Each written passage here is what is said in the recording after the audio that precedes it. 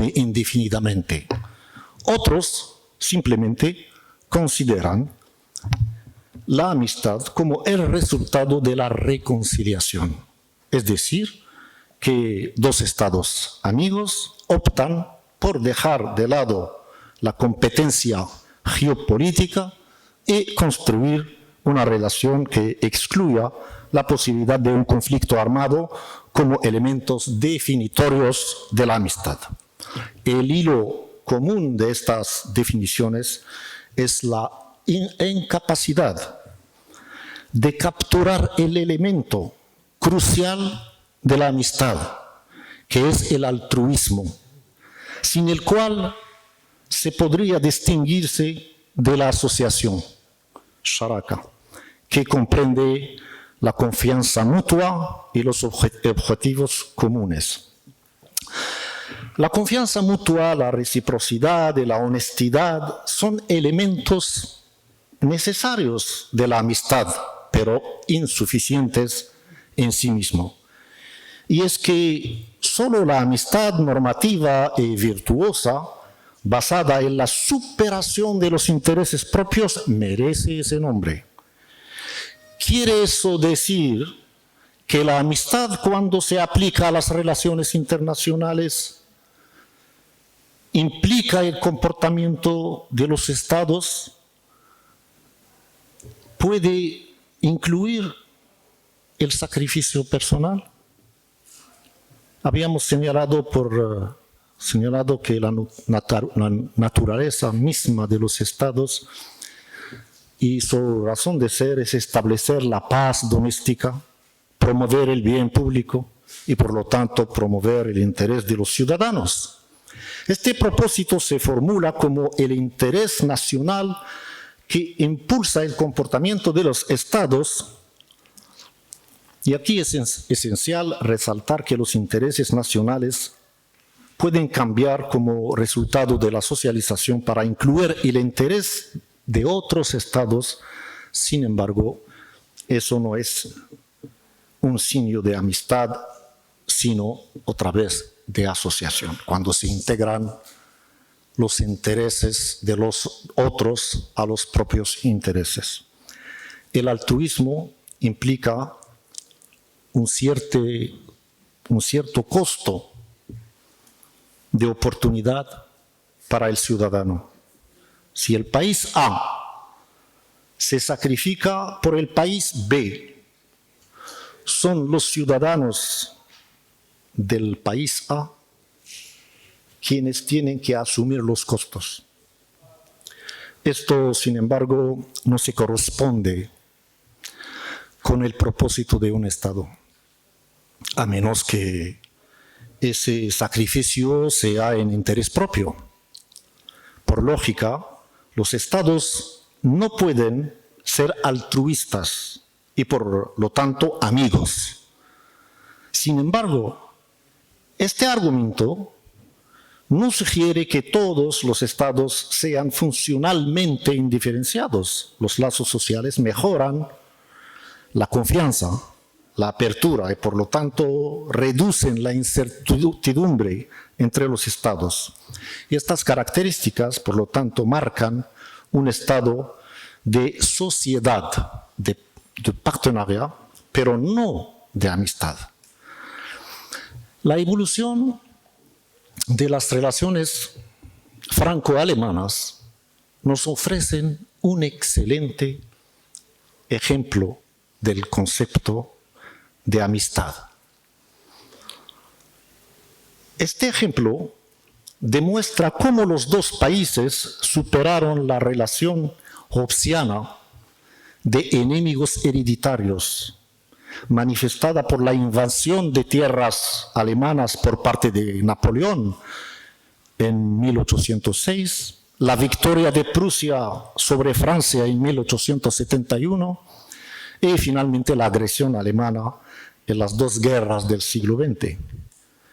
El éxito y la longevidad de la reconciliación y la asociación germano-francesa se deben en gran parte a políticas comunes que crearon lazos sociales.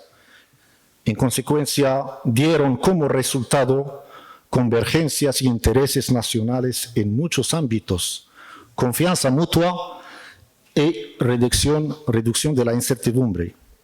Sin embargo, el predominio duradero de los intereses nacionales respectivos como fuerzas impulsoras de la formulación de políticas, subvirtiendo así la noción de amistad, ha sido evidente en todo momento, demostrado que es posible llegar a la convergencia de los intereses nacionales cuando los estados consideran el interés del otro como propio, y eso se llama asociación. El Tratado de Eliseo entre la República Federal Alemana y la República Francesa sobre la cooperación, firmado en 63 por el general de Gaulle y Adenauer, institucionalizó la cooperación intergubernamental permanente y ancló las relaciones bilaterales en el derecho internacional.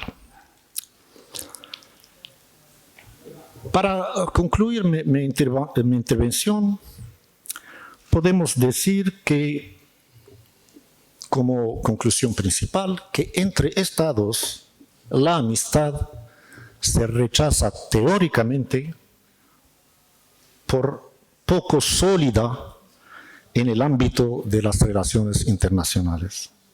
El altruismo como componente crucial de la amistad es incompatible con el propósito de los estados de promover el interés de los ciudadanos. En este sentido, podemos entender por qué el Tratado de Amistad, Buena Vecindad y Cooperación del 91, por qué este tratado, con toda su retórica de amistad y buena vecindad, no ha sido un marco suficiente ni para cumplir sus expectativas ni para evitar conflictos. Y por eso yo creo que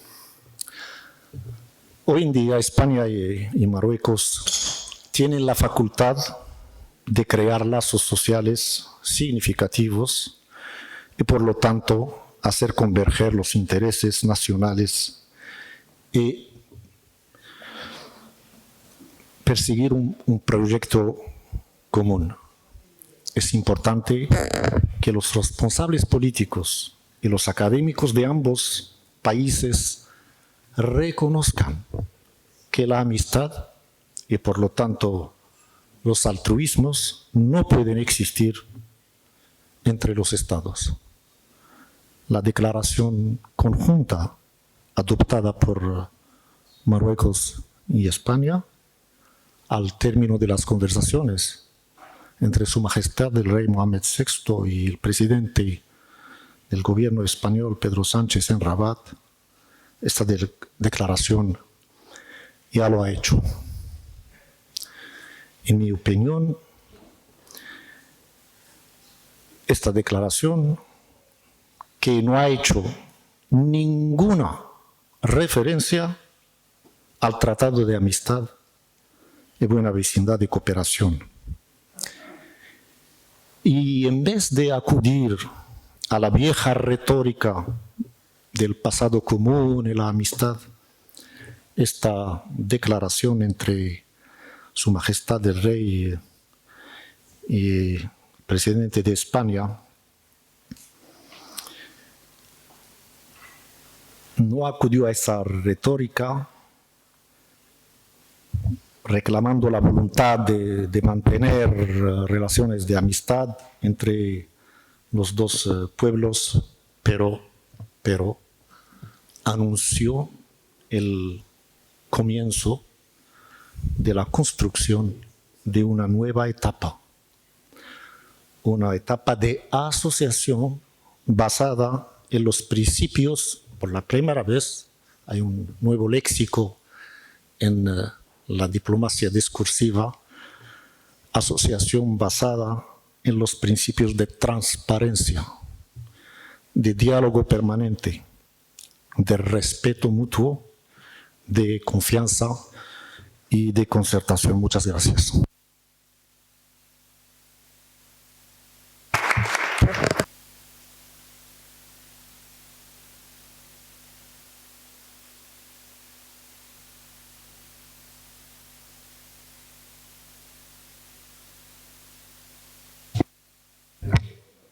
Sí, bueno, agradecer a los que me han invitado por venir a Marruecos, por venir a Rabat, que es un lugar que me encanta, puesto que la mitad de mis hijos son mitad marroquíes y la otra mitad de españoles. Y procuraré ya, como voy a entregar el documento, por si se publica, pues voy a intentar aliviarles de tiempo y por tanto voy a hacer una exposición totalmente diferente a la que tenía planteada. Comenzar solo con que la realidad hispano-marroquí desde el punto de vista geográfico está totalmente cimentado y desde Despeñaperros en Andalucía hasta bien entrado el Atlas, estamos en una unidad geográfica, es decir, donde ambas partes, es decir, forman una parte de una unidad partida por el estrecho de Gibraltar.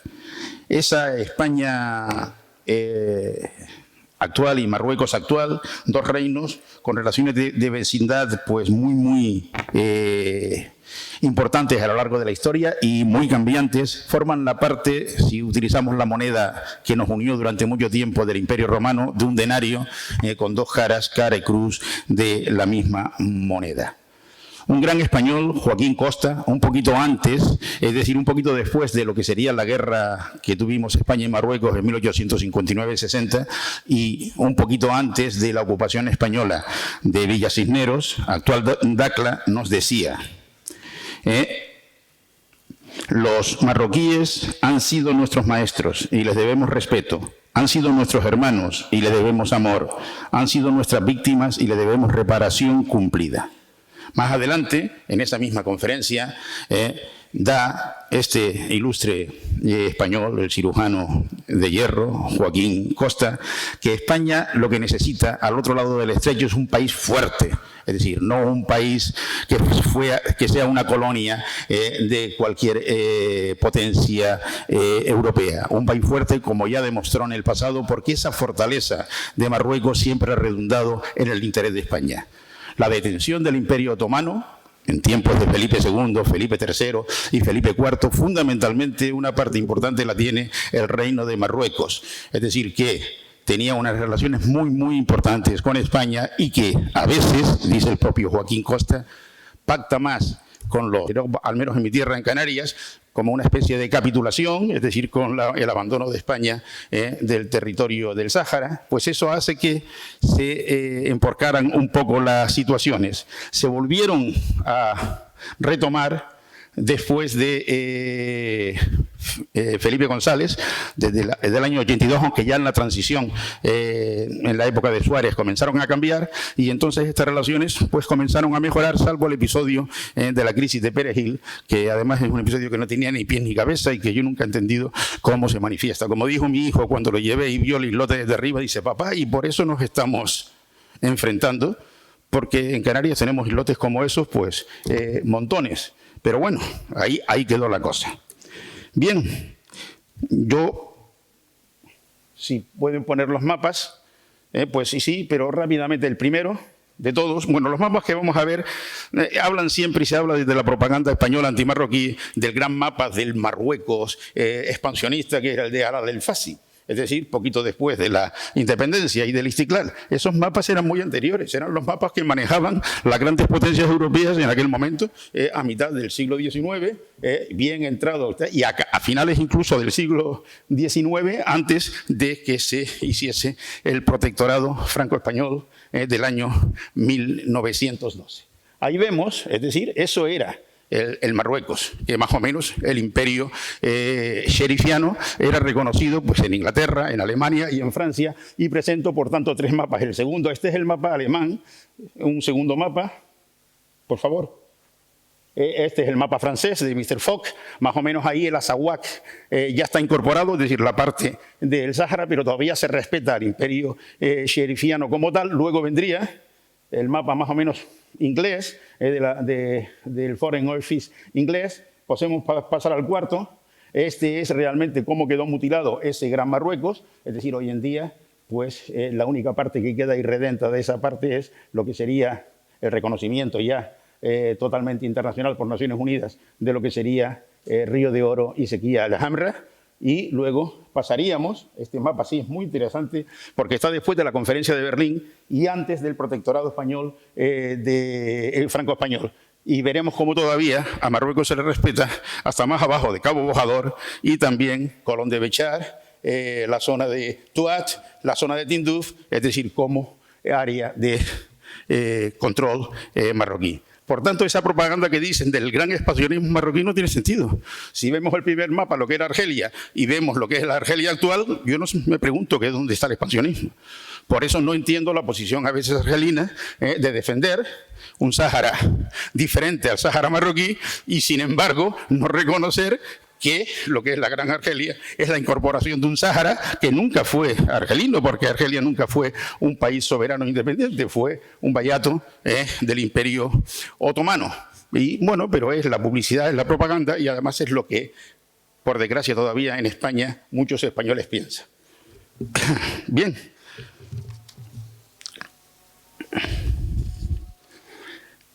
Después de firmado el protectorado, España se instaló en tres posiciones totalmente diferentes. Por un lado estaba el norte, lo que era el Rif y la montaña, la Yebala, bueno, y la parte más útil de lo que sería hoy en Larache, Alcázar Quibir, es decir, la zona, al menos agrícolamente muy importante de la parte del protectorado norte español. Se instala en el protectorado sur, lo que sería Tantán, Tarfaya, y luego en una zona, curiosamente, que estaba en el mapa número 5, que los franceses entregan hacia los españoles como una zona de manos libres. España, además, haciendo una cosa rara, une la colonia de Río de Oro, es decir, que nos vino después de la Conferencia de Berlín 84-85 en un acuerdo con los franceses. Luego une el Sequía Alhambra, une el Protectorado Sur, Tarfaya, Tantán, y une además Ifni, que España lo ocupa en 1934, es decir, y entonces forma lo que se llama la África Occidental Española. Cuando acaba el protectorado, pasado mañana se cumple años de la salida de los franceses, por supuesto todavía no de los españoles, que se hizo en abril del año siguiente, pues cuando España entrega solo la parte norte y hace caso omiso de lo que sería la parte sur. Pero claro, hay que reconocer que España era una dictadura. España no era una democracia como lo era Francia cuando entrega a Argelia después de una lucha cruenta, donde además Marruecos fue una parte importante en conseguir esa independencia del hermano magrebí argelino. Pues entonces España no entregó en la parte sur, no entregó ni el Protectorado Sur, ni entregó Ifni, ni entregó lo que sería el Sáhara. Y no solo no lo entregó, sino que siguiendo el ejemplo de Salazar en Portugal, otra dictadura, pues hace de ese territorio dos provincias, la provincia de Ifni y la provincia del Sáhara, en igualdad de condiciones teóricas con el resto de las provincias españolas, cosa que nunca aceptó el Ministerio de Asuntos Exteriores, incluso en el franquismo, pero que sí aceptó la presidencia del gobierno de este régimen franquista, y Carrero Blanco pues fue aprovechando ese momento, ya en el año 73, cuando utiliza por primera vez lo que sería el uso de pueblo saharaui, es decir, como un pueblo diferenciado del resto de la comunidad de su entorno. Bien, Antonio Carro Martínez, ministro de la Presidencia, en la época en que España abandona el territorio, tiene un trabajo muy interesante, el cual cito, y que voy a hacer un pequeño solo resumen de él para no cansarles. Antonio Carro nos habla de 5 etapas en la estancia de España en el territorio del Sáhara. La primera, la colonial, entre el 86 y el 59. Esa etapa acabó con la guerra secreta, la guerra de Ifni o la guerra del Sáhara, que en España fue secreto oficial hasta poco después de la caída del franquismo. Y entonces ahí, en esa etapa, bueno, pues explica realmente, y yo hago un pequeño resumen en eso, pero que no se los voy a leer ahora. Esa acabó fundamentalmente con un acto de fuerza, la operación Ecubillón, donde España y Francia, que ya habían ensayado lo mismo contra Abdelkrim en el norte, en Alhucemas, en el desembarco de Alhucemas, pues consiguen evitar que el Ejército de Liberación, es decir, incorpore a la madre patria, es decir, el territorio irredento de Ifni y el Sáhara. Hay una segunda parte, entre el 60 y el 67, que es la etapa civilista. Es decir, España entonces quiere hacer del territorio una provincia más, algo más. Lo que estaba intentando también Salazar en Angola, Mozambique, Guinea-Bissau, Santo Tomé, Cabo Verde y otras colonias que tenían en África. Luego, a partir del 67, y por imperativo fundamentalmente de Naciones Unidas, comienza la etapa autonomista. Ya entramos en lo que se llama el proceso de descolonización a partir de los 60 como territorios no descolonizados, y ahí España intenta, pues, conseguir una especie de autonomía, una especie de Estado libre asociado, tipo Puerto Rico, o algún invento tipo Commonwealth, donde el territorio quedase vinculado a España, aunque con una cierta diferenciación. Esta etapa autonomista, después de muchas peripecias, creación de la YEMA, intento de formulación de un estatuto, nunca se firmó ese estatuto, pero al menos nunca se publicó en el Boletín Oficial del Estado, pero sí, al menos se estudió, hay cartas y hay referencias totales, e incluso un documento acerca de ese estatuto que nunca entró en aplicación. Luego hay una etapa independentista en el 74 y 75, donde España ya, pues, en ese momento determinado, ya sabe que se tiene que ir del territorio, entonces intenta por todos los medios irse en las mejores condiciones y conseguir que el territorio continúe dentro de lo que sería órbita española, y después ya, cuando ya fracasa todo, una retirada unilateral en el año ya 1975, aunque las consecuencias fueron el 29 de septiembre, digo el 29 de febrero de 1976. España deja el territorio. Carlos lo dice, tenemos que hacerlo, y España, por tanto, todos lo que sería sus deberes como potencia administradora,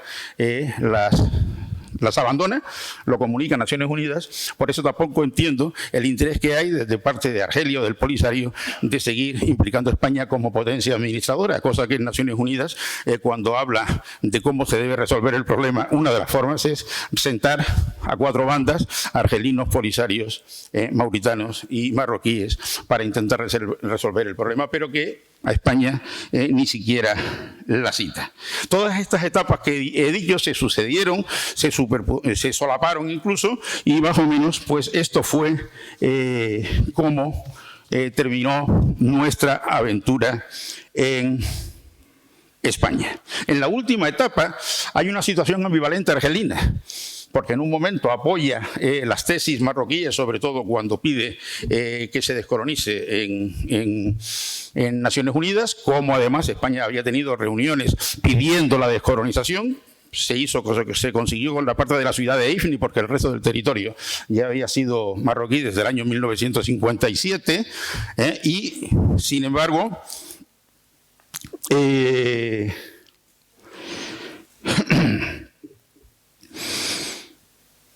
no, con respecto a lo que sería la última entrada del territorio, Marruecos sí hizo una jugada muy interesante, que fue llevarlo al Comité Consultivo de La Haya, al Alto Tribunal de La Haya, y ahí, como veremos luego en la conclusión, por tanto, cuando ya termine, veremos ese asunto, se toca por el Tribunal de Justicia la petición de Marruecos sobre los lazos de soberanía entre el Sáhara y su reino. Bien, cuando España abandona, en la Marcha Verde también fue muy importante para acelerar el proceso, pues entonces no aceptan la situación después de los acuerdos de Madrid, lo que sería el Frente Polisario, no lo acepta tampoco Argelia, y por tanto Libia ya había estado detrás de del movimiento Polisario desde el año 73, y entonces pues no aceptan por diferentes motivos ese statu quo y comienza, bueno, lo que se llama el diferéndum, el contencioso del territorio del Sáhara, antiguo Sáhara español, Sáhara occidental y hoy claramente Sáhara marroquí. Hubo intentos de resolver el asunto con los planes Baker primero y segundo. El primero lo acepta Marruecos, no Argelia y el Polisario. El segundo lo acepta Argelia y el Polisario. Y Marruecos lo asume, aunque no está totalmente de acuerdo con ello. Bien. Antes, y para terminar, como les prometí, todo lo demás está escrito en mi ponencia, quisiera hacer algunas consideraciones y aquí sí detenerme un poquito solo en ellas. Van a ser 7 consideraciones. La primera, el problema del Sáhara pudo haberse evitado si España hubiese entregado el territorio en 1956. Cosa que no hizo. Y al igual que Portugal salazarista, transformó el territorio en una provincia española más. España era una dictadura, al igual que Portugal, y eso alteró la historia. El segundo, la persistencia de un pueblo saharaui. El concepto de pueblo saharaui es algo indefinido y evanescente, que abarca a los habitantes de los confines de Argelia y Marruecos y se extiende por Mauritania, el norte de Malí, Etnia Bidán, e incluso alcanzaría Libia y norte del Chad. El término pueblo saharaui se acuñó desde la presidencia del gobierno de España y se empleó por primera vez a principios de los años 60, cuando el gobierno de Franco terminaba su sueño de una África occidental española y de la provincialización de estas dos